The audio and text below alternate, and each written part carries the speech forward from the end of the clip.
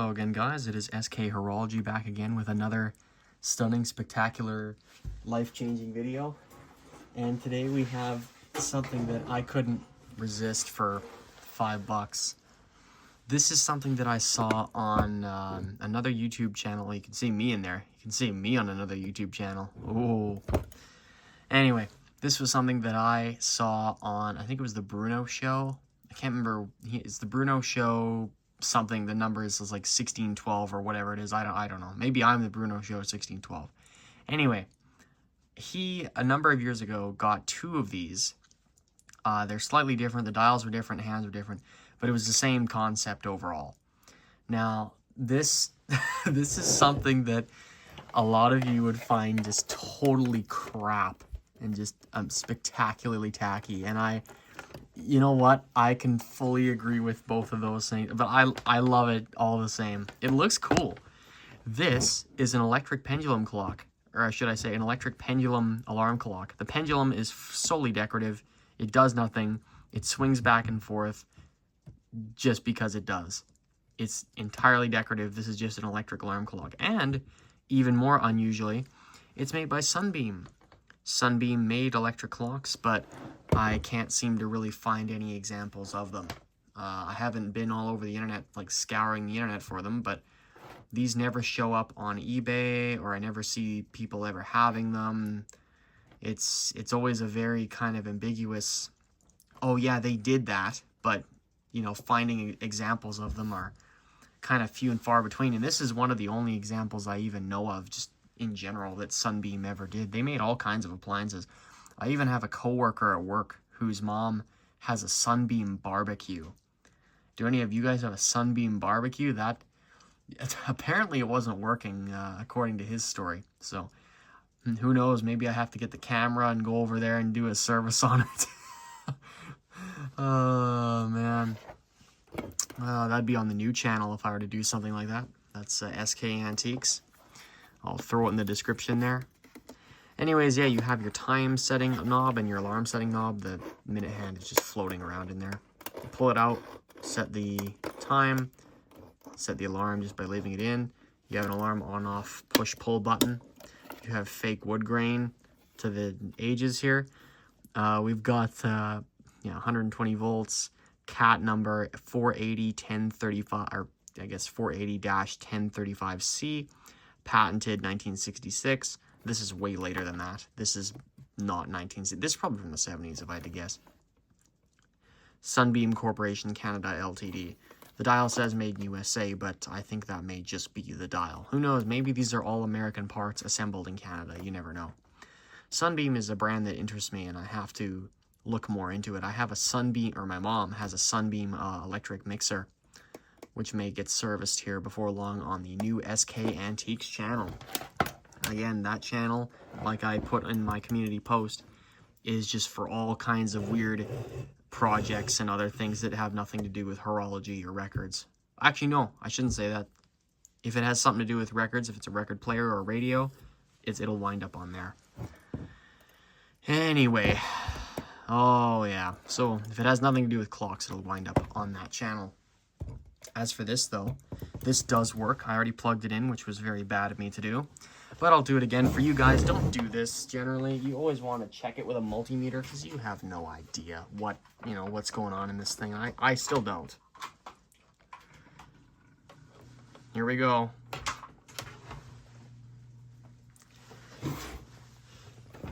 So we're going to see how far we can get with this. I'm not sure if the movement's made of plastic. Apparently there's plastic and Metal Gear versions of this. But we'll do some preventative maintenance, or at least try to. It's making a soft rumbling sound. No doubt it's never been taken apart before. There goes that pendulum. And again, I can flip it like this, and it won't even... Yeah.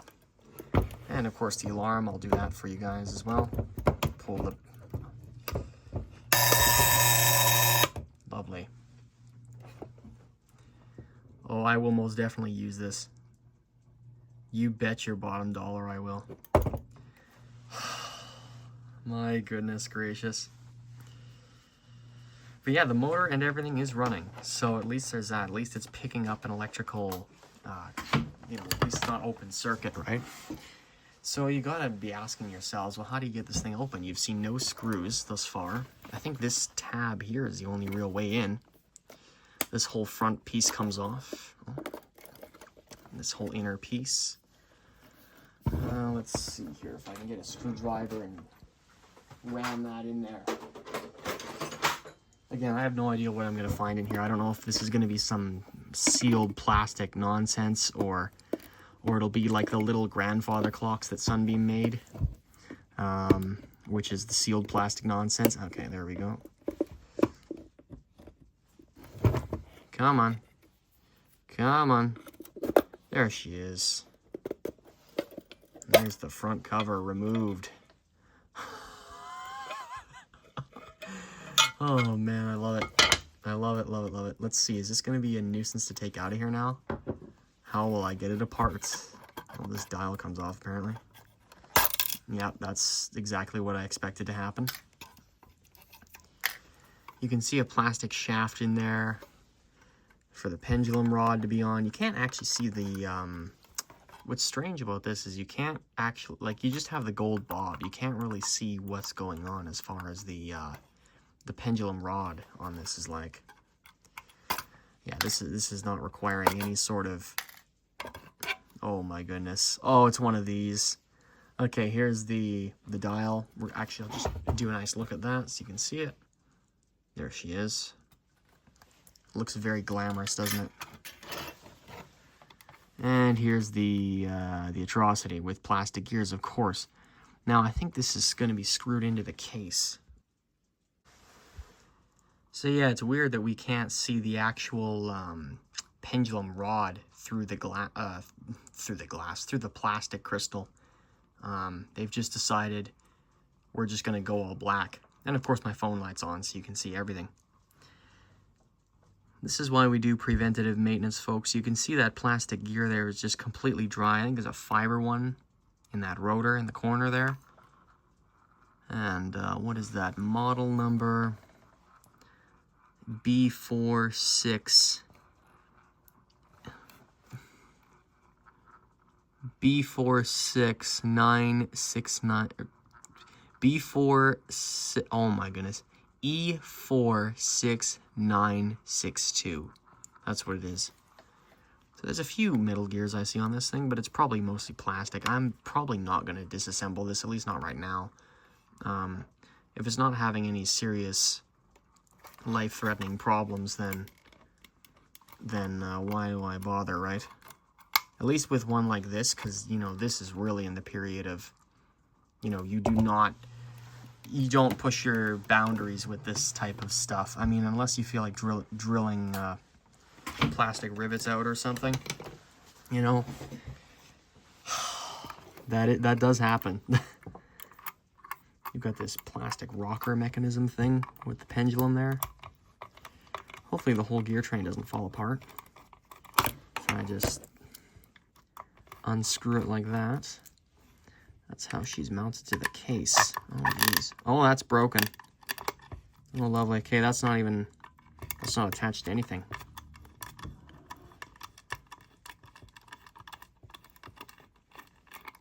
Yeah, that pillar there is actually snapped off. Okay, so on a movement this late, I really have to be asking myself, you know, do I take it apart or do I not? Well, you take apart clocks, you know, oil pivots, and make sure there's no dirt all over the place. You know, make sure the movement's clean and all that.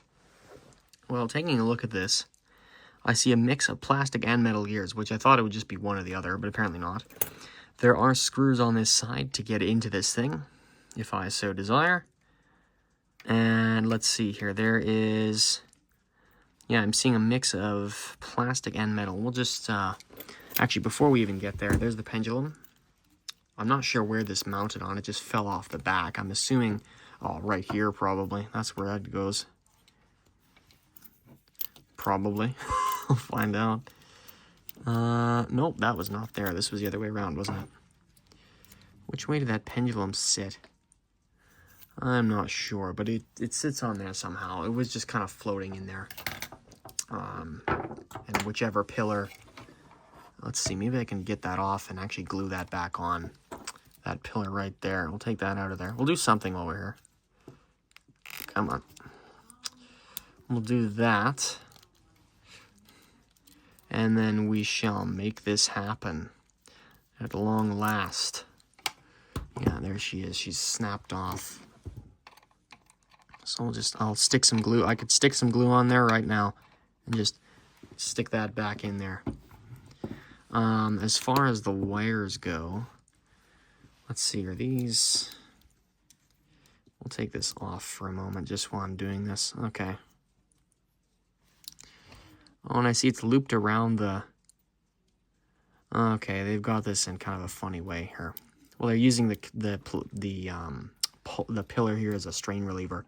I'll leave this on for now. We'll glue it once we're sure of what we're gonna do here. So at least we know how that's gonna play out. Because I need to get where I want to go. Well, I guess I could just do this. There's a slot there. Oh, I see another serial number there. 9316891. No other hidden surprises in here. I'm gonna hide a surprise in there. I'm gonna be putting my mark in this thing. Service date. You betcha. No way am I just gonna leave this blank. This free real estate right here. Okay, now that I can actually see what I'm working with here. Oh, there's that pillar there. Okay, we'll get that out. Get that screw out of there. Ah, there's the other screws as they're all over the table. Okay. Let's have a look at this thing on our wooden blocks so we can see what is going on. It looks in great shape. Like, there's definitely nothing broken or anything like that. And I'm not going to take this apart if I deem it doesn't really need it. I don't see any metal on metal contact here, really. Let's see if I angle this correctly. Okay. So there is, well, I think there's the front. That's kind of how it's supposed to look or something. Or no, sorry, it's supposed to be like that. There's the buzzer bar at the top. Okay, let's go, where should we look at this from? Okay, well, we'll start, I guess, our gear train right here. This is where our stator lives. Our coil is in here. I can just tell, oh, wait. Oh, no, sorry. The coil's over here. But the actual start of the gear train, it begins here. I'm not sure how they're able to transfer the magnetism. I know, don't laugh at me. The train starts here. I'm not sure how the magnetic pull from here is getting over here. I mean, it is one big piece of metal. I don't know, maybe I just answered my own question. I don't know how they've separated that. But in any case, let's get closer. Okay, so there's the start gear, there's the first gear, that's the little, oh, whoops, that's not what I want to do. Oh, that's how the pendulum swings right there. I didn't see this big rocker wheel thing there. Cool. So this here, you've got your wheel here, you've got this wheel. There should be a little ratchet in there that, oh, I think the ratchet's actually here. It starts the synchronous motor in the right direction, because when you plug it in, you know, the thing can start any which way. But in the correct, it has to only start in one way, because then the clock will be running backwards, if that makes any logical sense at all. Oh, yeah, AC is interesting that way. The motor can start forwards or backwards, and this is to make sure that the thing stops and restarts in the direction that it's supposed to be. And then that's basically all the plastic gears. I see steel up ahead. And it looks like all of these bushings are just plastic. I thought for sure this would be a plastic geared movement. I mean, there's a few plastic gears in here, but it's all just that, which is interesting. I did not expect that. I wonder if there's any sort of oil in there at all. How curious, my dear Watson. Okay, and of course this wheel here is just absolutely uninterested in coming off. That probably moved with the plate if I had to bet money on it. There's a spring in there. Keeps that nice and condensed. This is odd. There's another one that stays with the plate. You can see that's the time and alarm setting wheel. Oh, that's a lovely sound. You can hear plastic grinding up against plastic. Holy mackerel, that sounds dry, whatever that is.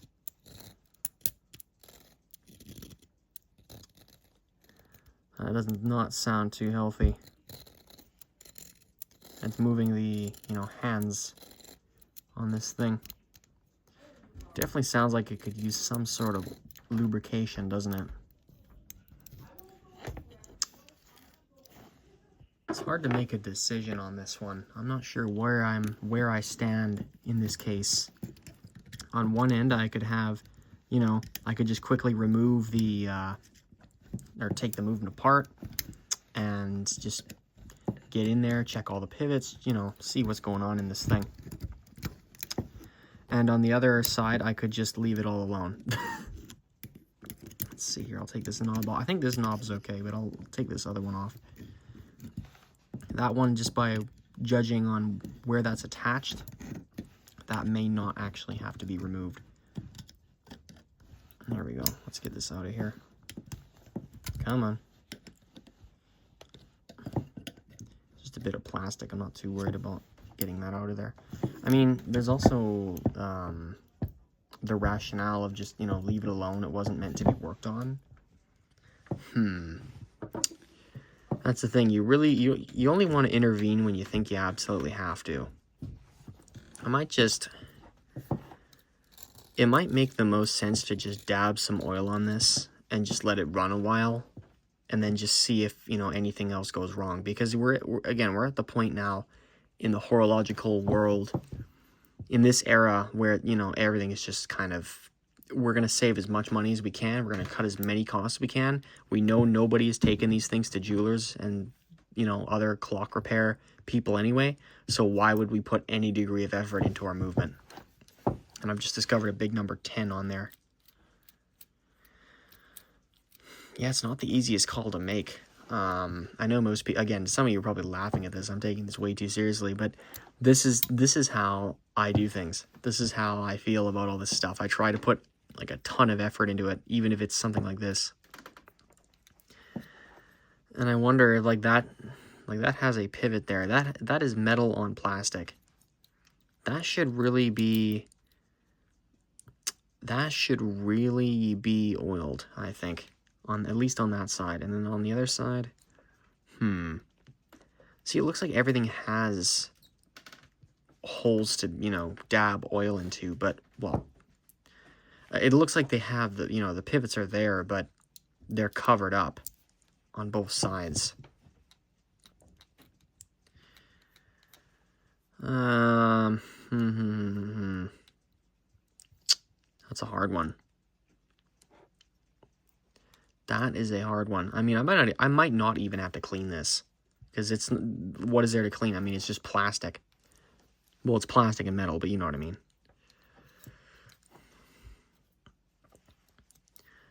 I wonder. At least it comes apart. Like, if it was riveted, I wouldn't even bother, but at least it comes apart. I'm gonna have to think on this, you guys. We have made a decision. We're gonna go all in, because I was hearing the sound. I was thinking back to the sound that this was making, and I'm thinking to myself, does that really sound all that healthy? Even if we don't clean it, we can at least dab some oil in this thing, and then we will know that this is going to be a-okay for as long as the grass is green. I'll go with that. There we go. We've got our leads off. I'm not even gonna untie that. I'm just gonna take this apart and just, yeah, we're gonna go like that. Okay, now we've got that apart. We'll get our knobs off. Yeah, you could hear this thing kind of grinding, and it's like, well, It may not be silent, but I feel like it very well could be, with oil on it and all that. Let's see. It's a noble quest. It's a noble undertaking. Come on. Oh, the knob does not want to come off. Probably really tight. Let's see, does it? You know what? That doesn't even look like it needs to come off anyway. The gear's not even... The gear's not, like, it's not secured on this side. I mean, it, you know, it just pulls back like that, so we'll gamble on it, I think. If I put this back... Actually, no, I won't. We won't do that yet. Let's see what happens. And I'm using my fully magnetized screwdrivers here nonchalantly because, you know, this doesn't matter in this case. Okay, there she is. Popped one. I'll try and take as close a video as I can of this so we get this crazy thing open.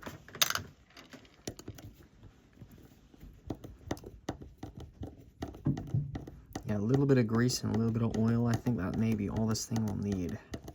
And all these, all these pivot holes with their closed over tops, that concerns me. Oh, damn, I'm knocking the whole thing over here. I got this mat on the table. It's making those wood blocks unsteady. Let's get rid of that. For now, we'll get rid of it. We'll bring it back later. There we go.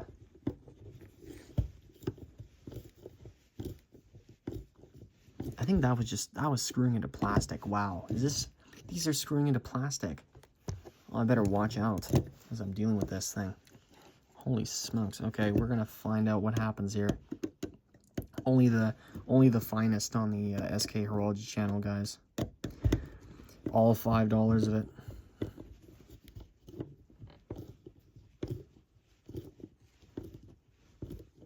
This is what preventative maintenance looks like. Yeah, this has never been unscrewed before. I can just tell it's so tight and so stiff that it's very not interested in coming off, but it is. Okay, now we're gonna have the whole thing explode in my hands. If I just gently pry it up and off. Come on. Oh, beautiful. Beauty. Nice. There's the other side of it. We'll get there in a second. I think that's our directional indicator right there. This thing stops the motor from going the wrong way. And there's the whole thing right there. There she is.